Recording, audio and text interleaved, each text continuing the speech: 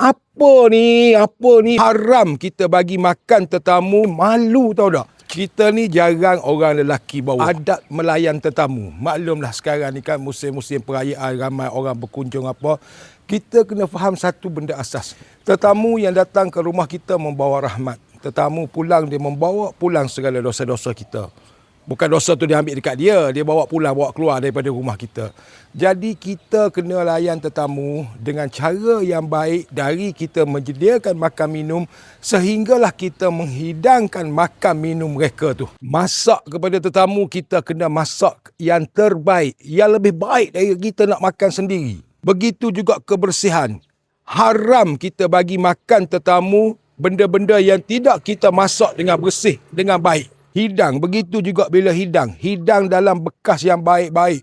Jangan hidang dalam bekas plastik yang tak apa-apa. Ada yang buat keluar besin lah. Gelas minum ada, gelas yang anak duk pakai harian buat keluar untuk tetamu. Apa ni? Malu tahu tak? Kita kena sediakan yang terbaik tetamu ni. Kita kena ambil iktibar dari datuk nenek kita zaman dulu. Macam mana? Bekas makan minum yang terbaik ni tidak semestinya yang mahal. Yang murah pun banyak tapi ianya terbaik mengikut kemampuan kita. Jangan berterabur, hak ni bekas plastik ni bekas plastik ni bekas plastik ni. Jangan kata, oh tak ada duit zaman sekarang. Bohong. Ya, yang tak ada duit tu ada yang tak ada duit. Benda ni semua adalah soal cakna dan prihatin.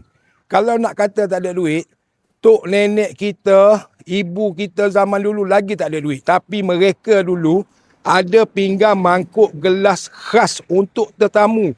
Duduk dalam almari, tak boleh usik. Mesti cukup set dia 6 atau 12. Anak cucu nak pakai tak boleh.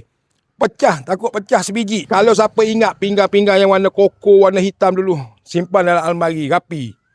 Itu adab tok nenek ibu kita zaman dulu dalam melayan tetamu. Benda ni tinggal lagi malas dan rajin sahaja. Ibu kita, tok nenek kita zaman dulu tak ada make up cantik-cantik, tak ada baju bling-bling, tak ada. Tetapi mereka hanya pakai baju kedah tu dengan kain sarung. Tak ada perfume yang wangi-wangi, tak ada. Dia pakai bunga melor je zaman dulu. Tetapi mereka kelihatan cantik kerana adab mereka. Kongsikan pengalaman anda bersama dengan ibu anda ke, tok anda ke, nenek anda ke, moyang anda ke, apa pengalaman anda tentang adab ni? Yang anda boleh kongsikan, semoga ianya bermanfaat untuk orang lain.